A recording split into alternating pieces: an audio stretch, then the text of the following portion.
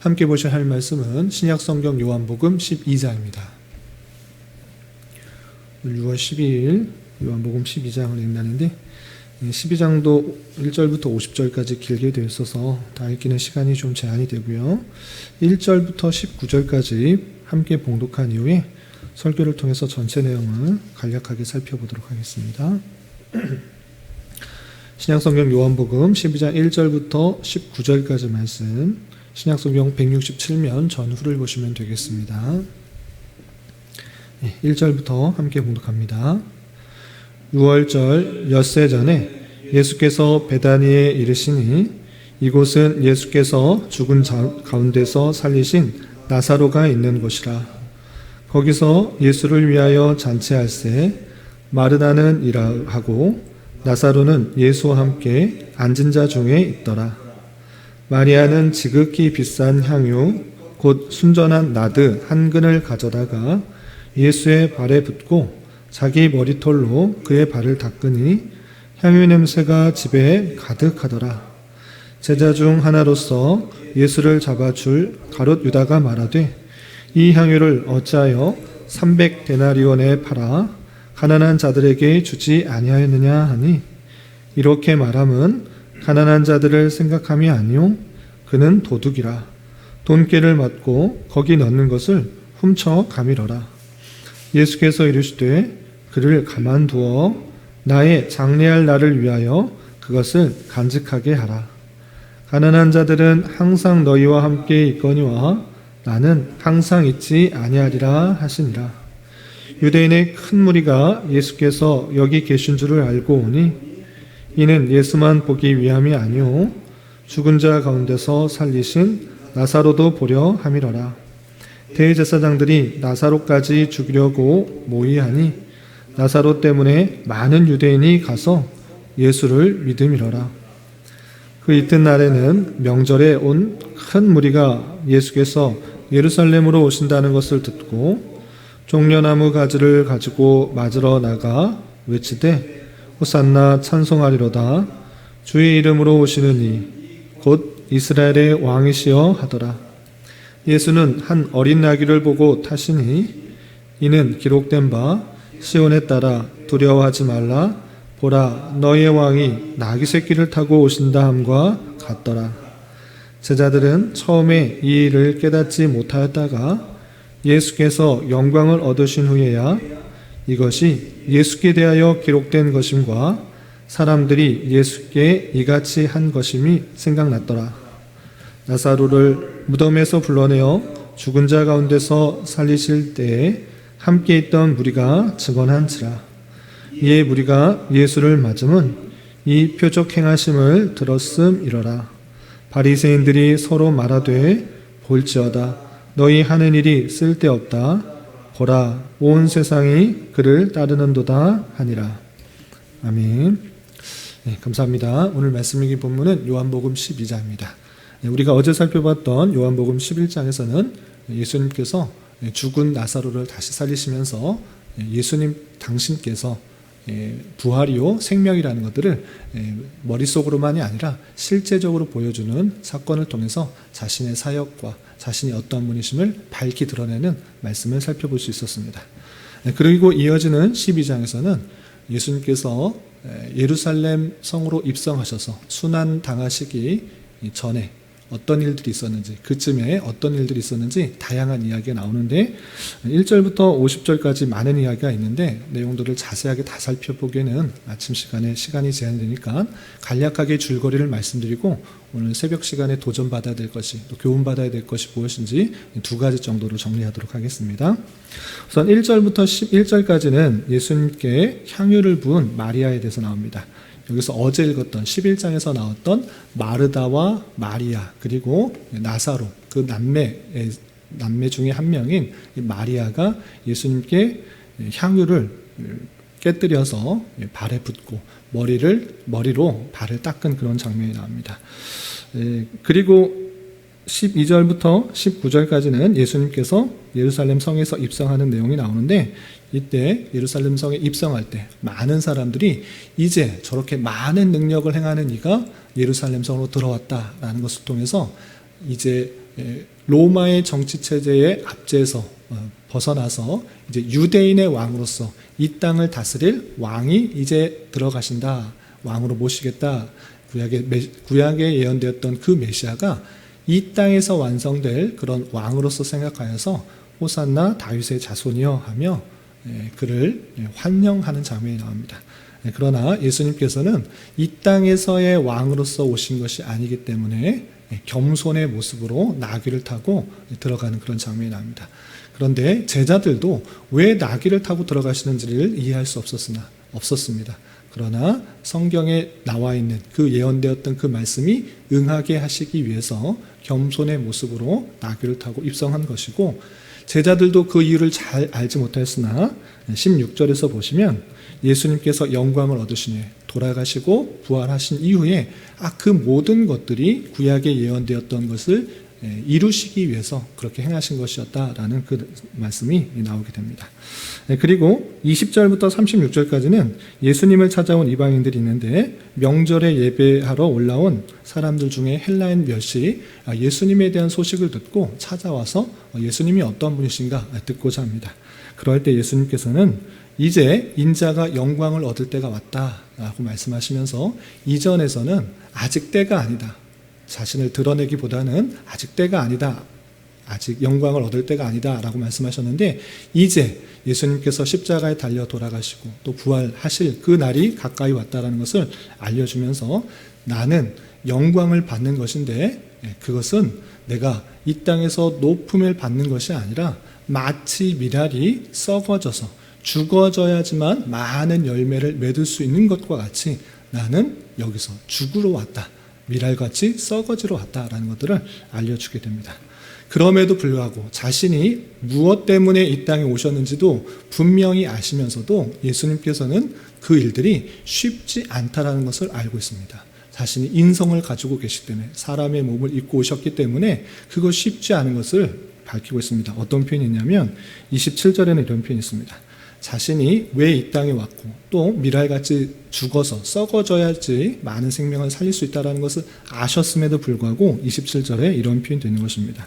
27절 보시면, 지금 내 마음이 괴로우니 무슨 말을 하리오? 아버지여, 나를 구원하여 이 때를 면하게 하여 주옵소서.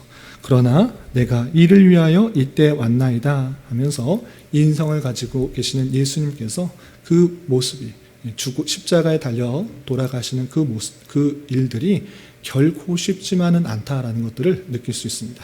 그럼에도 불구하고 이때가 면하여졌으면 좋겠다라는 생각을 가지고 있으면서도 자기의 생각과 자기의 인성을 이루려는 것이 아니라, 인성적인 연약함을 이루려는 것이 아니라 하나님의 뜻이 온전히 이루어지고 하나님께만 영광이 될 수 있도록 나아가는 그 모습이 여전히 나타나는 것입니다.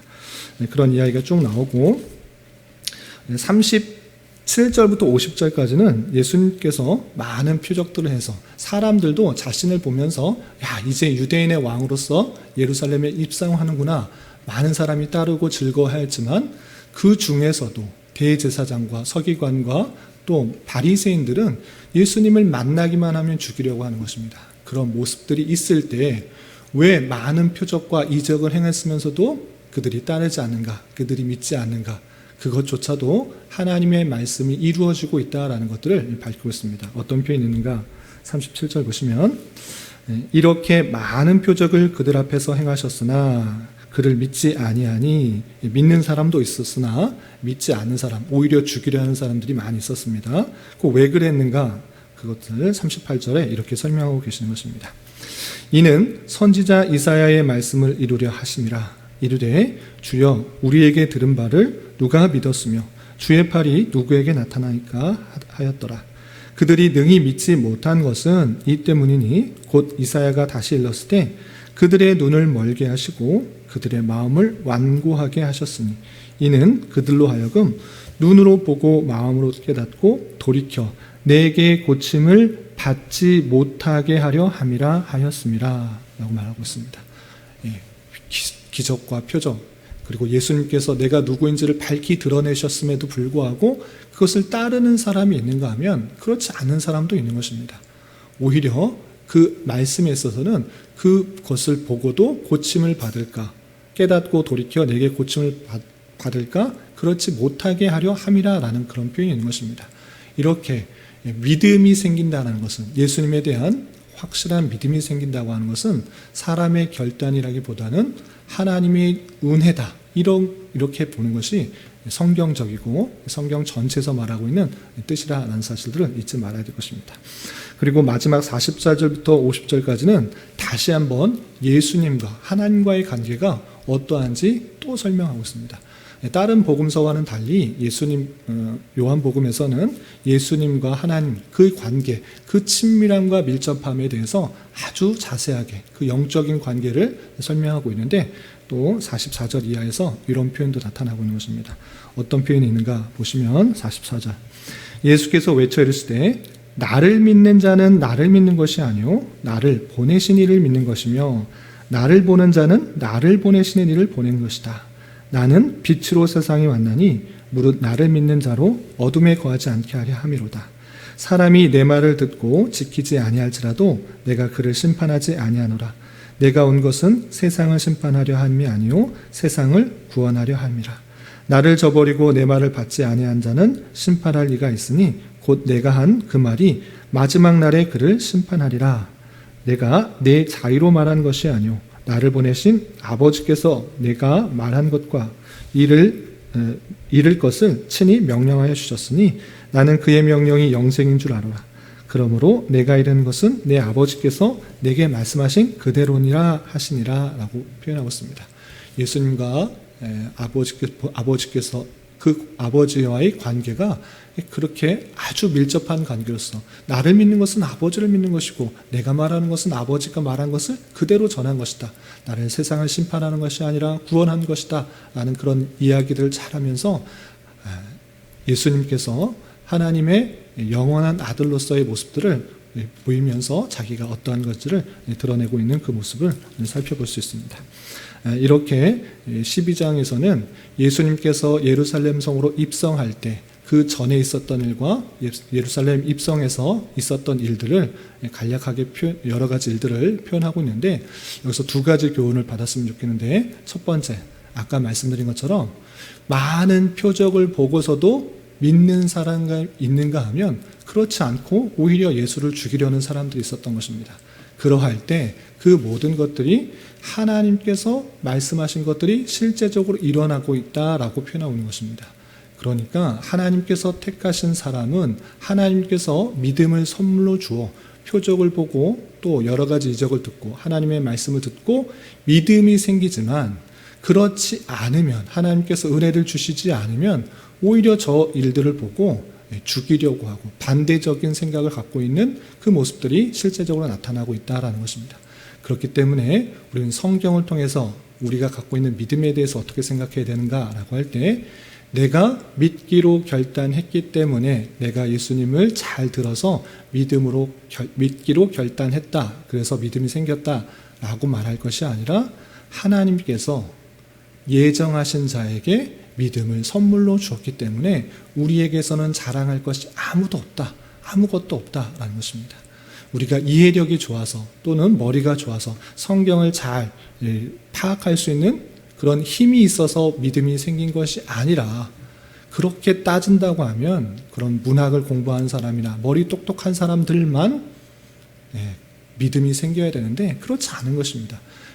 그렇지 않음에도 불구하고 우리가 이 자리에서 예수를 그리스도로 믿게 되었다는 것은 하나님께서 우리를 선택해 주셨고, 또 하나님의 때에 하나님의 방법으로 복음이 전파되어서 믿음이 생기게 된 놀라운 은혜를 받았다는 사실들을 다시 한번 기억해야 될 것입니다.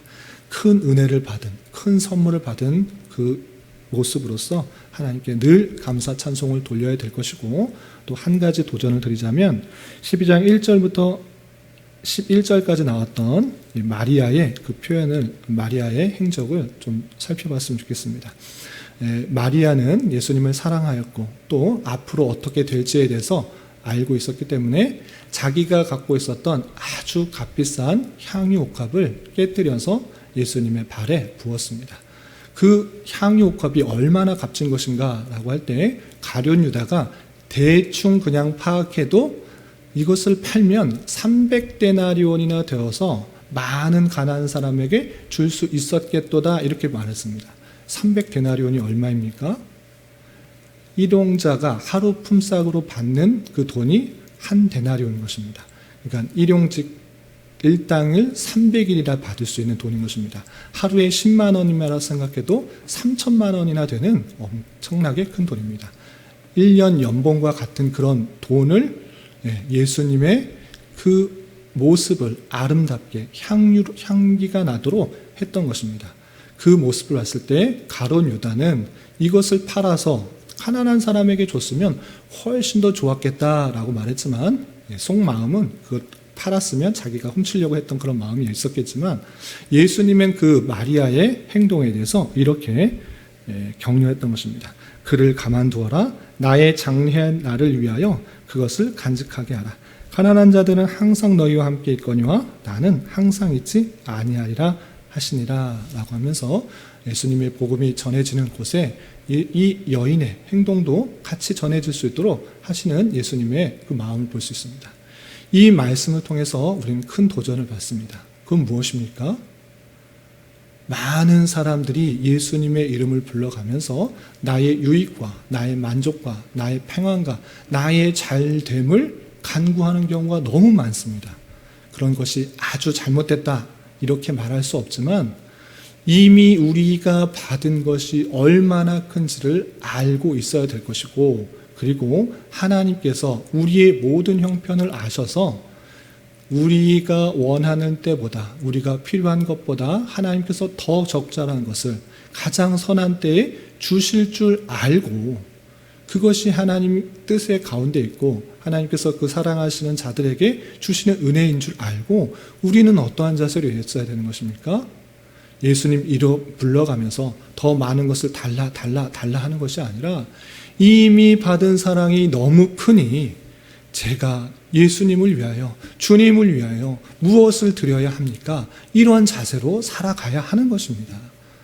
내가 받은 것이 없다 생각하지 말고 이미 받은 그 사랑 그리고 예수님께서 목숨을 희생하기까지 가장 좋은 것을 주셨다. 그리고 너희들에게 필요한 것을 너희들보다 훨씬 더 아신다.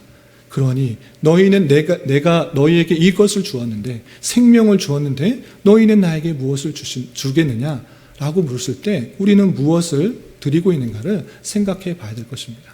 여러분들이 갖고 있는 재물, 그 다음에 시간, 그리고 여러 가지 재능들 그것을 누구를 위해서 쓰고 있는지를 잘 생각해 봐야 될 것입니다.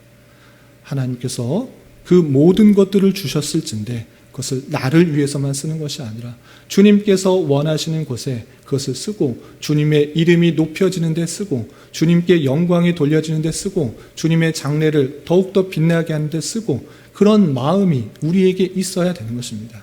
하나님의 이름을 불러 더 많이 가지고 더 많이 누리려고 하는 것은 이 땅의 어느 종교나 똑같이 그렇게 하는 그런 수준 낮은 종교인 것입니다. 우리 기독교는 그것이 아닙니다. 이미 우리는 생명을 받은 것입니다. 영생을 소유한 자인 것입니다. 사나 죽으나 하나님께 속해 있어서 이제 더 나은 평안과 더 나은 기쁨이 없는 상태로 우리는 가진 것입니다. 그 기쁨을 받은 자로서 주님께 무엇을 드려야 되나? 주님의 영광을 위해서 무엇을 드려야 되나? 내 값비싼 그 향유옥합을 깨뜨려서 주님께 영광이 되게 하겠다라는 그 마리아의 그 헌신처럼 우리도 어디에 있든지 간에 이 모든 것들, 내가 가진 모든 것들이 주님께로부터 왔다라는 사실을 가지고 어떻게 주님의 영광을 위해 써야 될지, 그리스도의 사랑이 어떻게 전파되는지에 대해서 써야 될지 고민하며 그것을 위해 기도하며 간구하는 자로서의 삶을 살아가야 될 것입니다. 오늘 하루 살아가실 때, 또 남은 한평생 살아가실 때 이런 말씀의 교훈에 따라 힘있게 살아갈 수 있는 저와 여러분이 되시기를 주님의 이름으로 부탁을 드립니다. 기도하겠습니다. 하나님 아버지 감사합니다. 오늘 말씀 통해서 예수님께서 고난당하시기 위하여 예루살렘에 입성하셨을 때 있었던 여러 가지 일들에 대하여 살펴보았습니다. 이런 말씀을 다하는 자로서 많은 기적과 표적 때문에 믿음이 생기는 것이 아니라 하나님의 택하신 백성이기 때문에 믿음을 선물로 받아 구원받게 되었다는 사실들을 늘 기억하며 주님께 감사 찬송하는 자 되게 하여 주시고, 이미 받은 은혜가 너무 큼을 깨달아 더 많이 갖고 더 많이 누리려는 것에 마음 쓰기보다 내게 주신 여러 가지 기회를 주님과 주님의 나라를 위해서 더욱더 잘 사용하기 위해 힘쓰고 기도하는 자 되게 하여 주시옵소서. 주님, 6월은 선교의 달로 보내고 있습니다.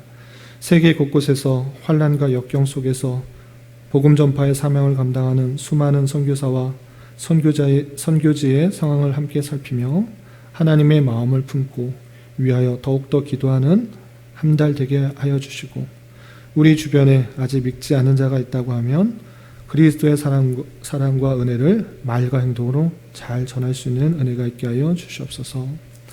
주님, 교회 내 육체의 질병과 연약함으로 어렵고 힘든 가운데 있는 여러 성도들 있사오니 주님 지켜주셔서 건강하게 잘 치유되고 회복될 수 있도록 인도하여 주시고, 직장과 사업장의 문제로 가족의 전도와 신앙을 위해 아이의 임신과 남편의 사업을 위해 주님께 간절히 부르짖으며 나아가는 여러 지체들이 있사오니 주님, 그들과 함께하여 주시고 그들의 기도 응답해 주시사 우리의 기대와 소망보다 훨씬 더 풍성한 것들로 채워주시는 하나님을 깊이 경험할 수 있는 교회 되도록 인도하여 주시옵소서.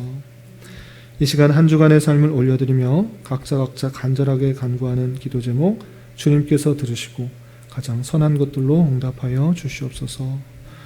예수님의 이름으로 기도 올려옵나이다. 아멘.